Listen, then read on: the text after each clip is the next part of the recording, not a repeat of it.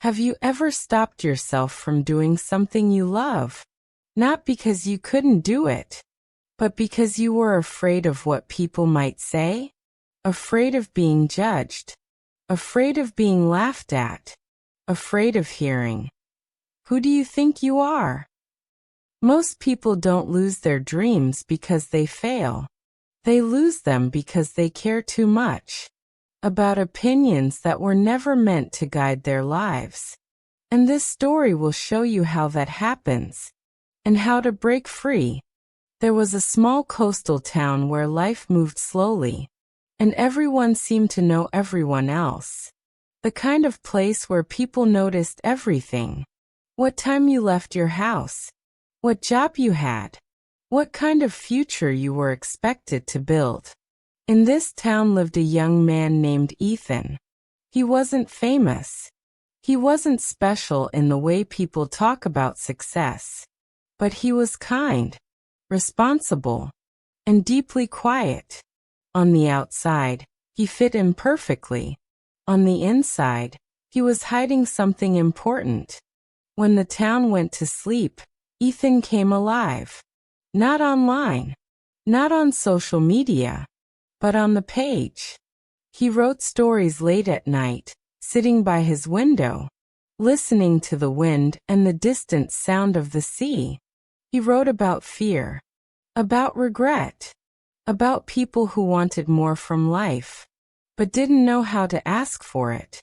Writing wasn't a hobby to him. It was the only place where he felt honest. But no one knew, because in his town, dreams like that were considered unrealistic. And Ethan had learned early that unrealistic dreams made people uncomfortable. Once, years ago, Ethan told a few people that he wanted to be a writer. They laughed. Not to be cruel, just enough to make it hurt. Someone joked, "Yeah, and I want to be famous." A relative said, "Writing is fine, but you need a real career." No one meant harm, but doubt doesn't need cruelty to grow. It just needs repetition. Slowly, Ethan stopped talking about his dream, and without realizing it, he started asking a dangerous question before every decision. What will people think? Months passed, then years. Ethan did everything right. He worked. He showed up. He acted responsible.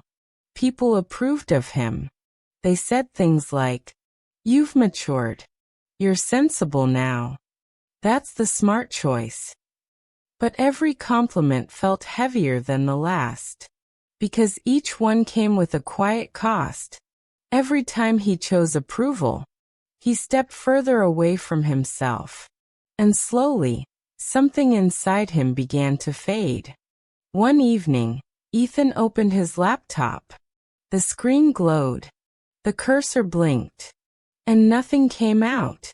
Not because he had nothing to say, but because fear had become louder than truth. That was the moment he realized something painful. He wasn't tired. He wasn't lazy. He was afraid.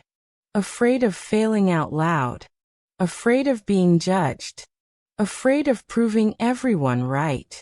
So he closed the laptop. And with it, a part of himself.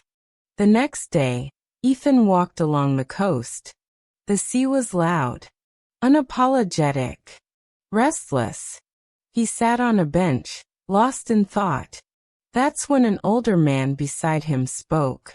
"Funny thing about the ocean," he said. "It never asks permission to be loud." Ethan looked at him, surprised. The man smiled gently. "People complain about it all the time. Too cold, too wild, too unpredictable. And yet it keeps moving."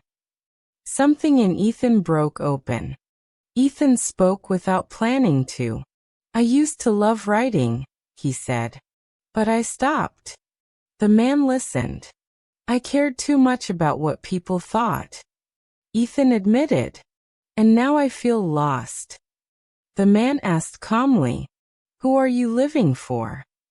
Ethan didn't answer right away. My family, society, everyone, I guess. The man nodded. And how does that feel? Ethan exhaled. Empty. The man picked up a stone and tossed it into the water. Judgment is unavoidable, he said. If you stay still, people judge you.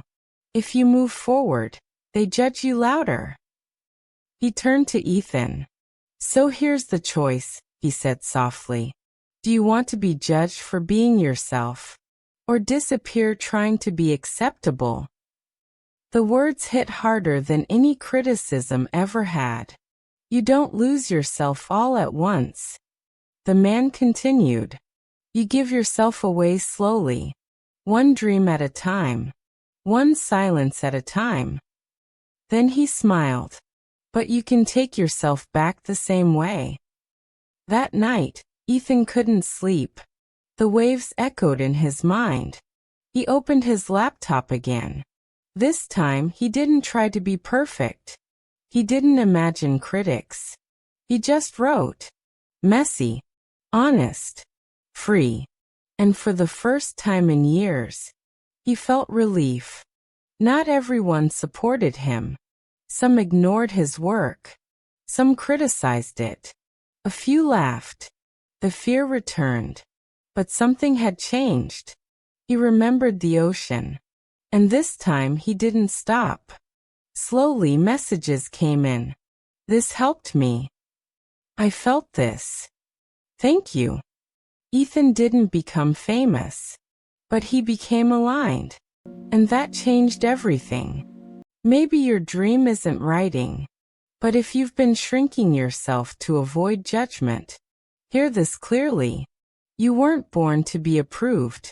You were born to live. People will always talk. But regret lasts longer than opinions. If this story spoke to you, like the video, leave a comment. And subscribe for more stories like this. Stories that remind you to choose yourself. Until next time, stay brave, stay true, and keep moving forward, no matter who's watching.